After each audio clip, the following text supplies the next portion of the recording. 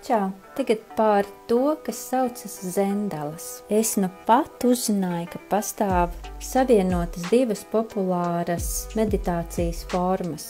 Tās ir zentanglas un mandalas, un tās apvieno abu divu īpašības. Zentanglas ir tādas brīvas formas, bet mandalas ir simetriskas. Tu vari izvēlēties, cik lielu mandalu tu gribi. Es paņēmu tādu vāciņu, jo viņš labi iederējās manā kladē.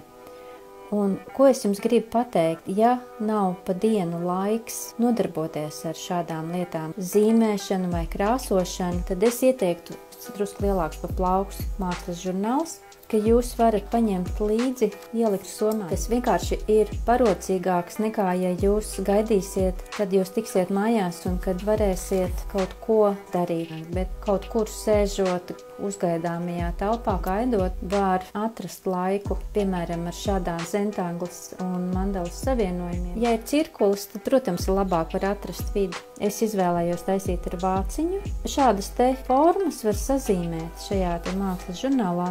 Un tad, kad jums ir līdzi, tad kaut vai, ja jums ir kaut vai 5 minūtes starpbrīdī, jūs varat vienkārši papildināt. Un tas var būt lielāks nekā šis vāciņš. Mandalas parasti ir nedaudz lielākas formas nekā šis. Kaut gan tam nav ļoti būtiska nozīme, jo tāpēc, ka mandala tas nozīmē aplis. Un tam ir jābūt tikai apaļam. Un kas ir vajadzīgs, ir tikai ar melnu krāsu. Ar parasto zīmolu mēs tikai apvalkām apkārt. Mēs nezīmējam neko ar parasto zīmolu, mēs tikai uztaisim to apļu formu. Un sadalām 8 daļās. Es uz acu mēru sadalīšu.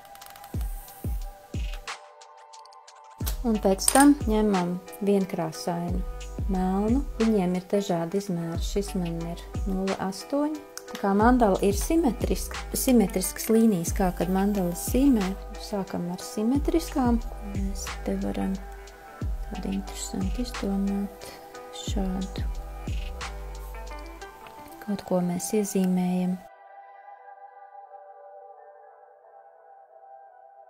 Un pēc tam tos laukumus mēs aizpildīsim ar zentanglēm. Tās gan nebūs jāatkārto no picas šķēli uz picas šķēli, bet mēs darīsim tā kā zentanglēs pēc tam.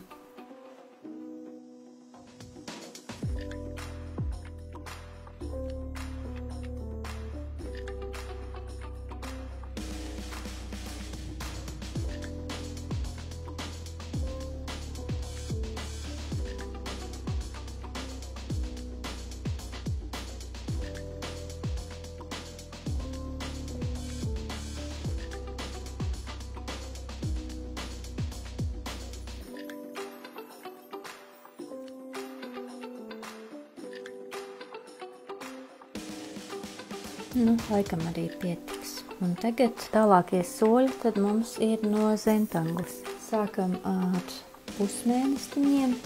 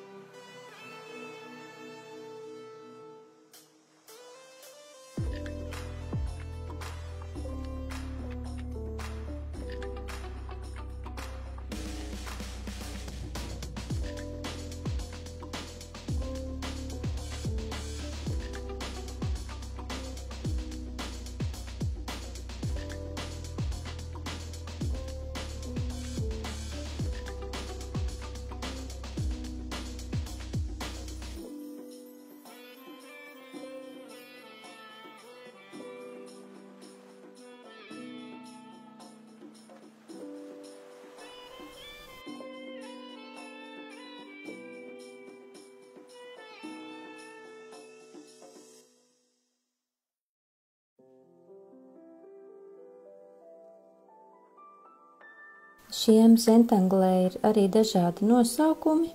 Šie te saucās aura, jo viņi ir tā kā to pusmēnesi uzzīmē, un tad ir aura apkārt. Nākamais, ko es tagad rādīšu, tas saucās Holy Wow, jeb svētais zvērests.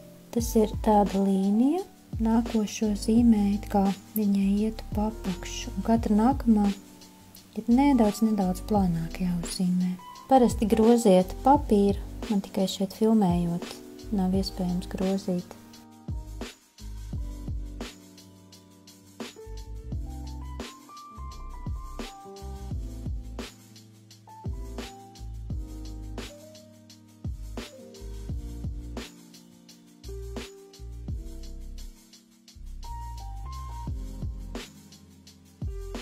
Nākošais būs enzepeli. Tas ir kā savāk šādus krustā.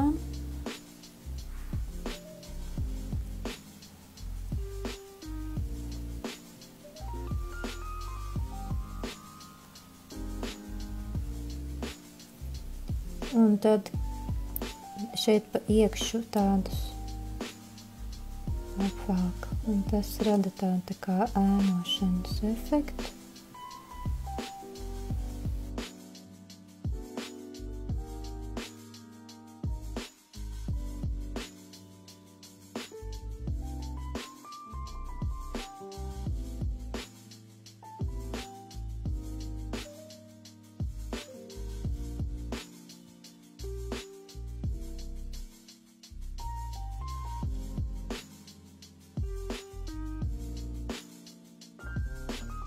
Jinkat ir līdzīgs šim te, bet tur ir pārtraukta līnija, kas sauc sparkles. Tas ir tā kā mirts. Ne katra līnija, bet katru otro.